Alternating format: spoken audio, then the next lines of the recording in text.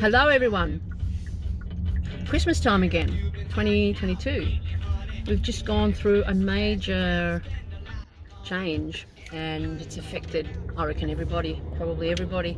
Um, and, you know, for many, it's left them with a really bad sour taste in their mouth and they're fixated about things and they've lost, their employment, all sorts of things, which we're not going to get into right now. But one thing that I really think is important to understand, and it takes a lot of courage to sort of really think about it too, courage to be able to admit to some of your own faults. But whenever we're blaming or we're blaming someone else for an issue or anything, it could be a business going bankrupt in its partnership, your marriage breaking up, whatever, an argument where you're literally both pointing at each other like that.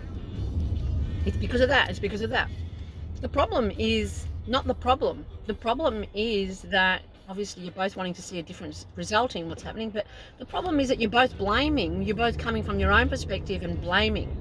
And that's just ridiculous because it's, and I've seen this happen where everyone holds on to that dear story and says, my story is right and I know I'm right and the other person's doing the same, and it's going nowhere.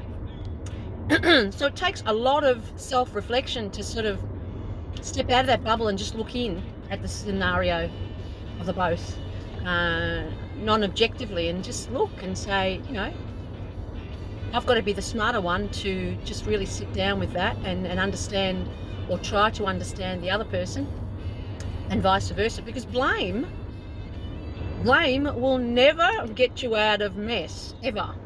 It actually keeps you stuck in a prisoner.